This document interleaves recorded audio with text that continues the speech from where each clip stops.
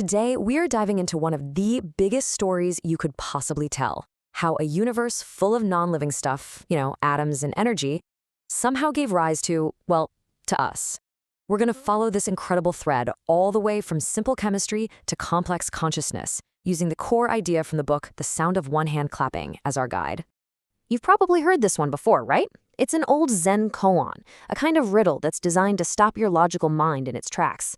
It sounds like a trick question, maybe even impossible to answer. But as we're about to see, it's actually a pretty profound key to understanding our place in the cosmos. Most of us go through life feeling this fundamental split. There's me, in here, and then there's everything else out there. Our entire reality feels like the sound made when these two hands, the self and the universe, meet and clap. It's subject and object, me and the world. Okay, but what if that whole idea is wrong? The book we're looking at puts forward a pretty radical idea, that the separation we feel, that line between us and the world, it's just an illusion. What if we aren't a separate hand clapping against the universe, but we're all part of one single continuous motion? Just one hand. So to really dig into this one-hand idea, we can't just sit around and think about it. We've got to follow the evidence, the science. And that means we need to rewind the clock way, way back, billions of years, to a time before life even existed. So this grand story of life doesn't start with people or animals. Nope. It starts with chemical elements. And to really get the plot, you've got to meet the main characters. And trust me, each one has its own unique personality. First up, let's meet carbon. You can think of carbon as the master architect of life. It's super reliable, really stable, and incredibly good at linking up with other atoms, especially other carbon atoms, to build these huge, complex, beautiful structures that all living things are made of. And then you've got its polar opposite, oxygen. If carbon is the patient builder, oxygen is the wild demolition crew. It is fierce, it's aggressive, and it is exceptionally good at one thing, ripping other molecules to shreds. And here's where it gets really interesting. It's all about this dynamic tension. Carbon builds things up, locking energy inside those complex structures. Then, oxygen comes along and just burns them, releasing all that stored energy in a powerful burst. This cycle, this building up and breaking down, that's metabolism. It's the engine that powers literally every living thing. But get this, you can have all the building materials, all the carbon, and all the energy from oxygen in the universe, and you still don't get life. Not even close. You're missing one more absolutely critical ingredient.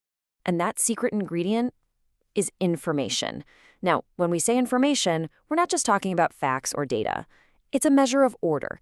It's what makes a house different from just a random pile of bricks. It's the specific set of instructions that tells all that matter and energy how to organize itself in a way that isn't just chaos. The author has this fantastic way of putting it.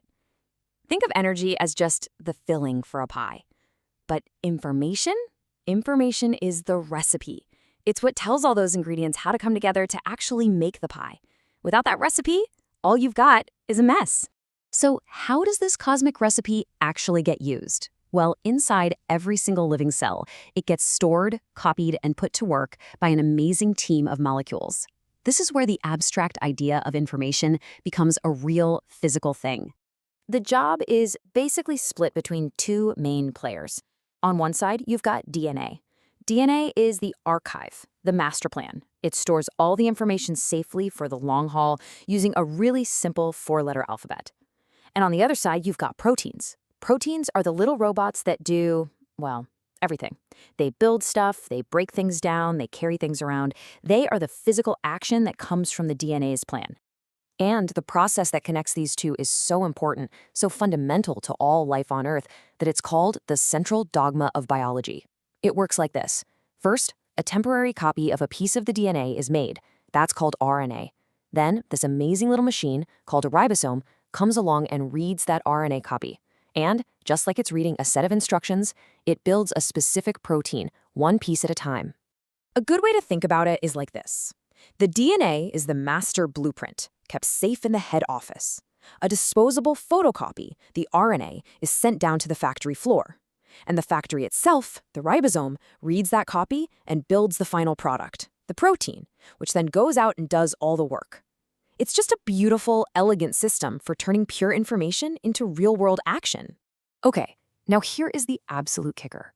This whole incredibly specific system, DNA, RNA, ribosomes, proteins, it's exactly the same in you, in a tiny bacterium, in a giant redwood tree, in a blue whale. The fact that every living thing uses the exact same operating system points to a single mind-blowing conclusion. We all came from the same place.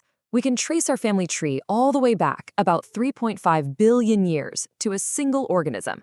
Scientists have a name for it, LUCA. That stands for the last universal common ancestor. And what that means is that every single living thing on this planet is literally your family. You are related to the tree outside your window. You're related to the bacteria living in your gut. We are all just different branches on one single tree of life. It's one continuous, unbroken story. So let's bring it all back to that koan from the beginning.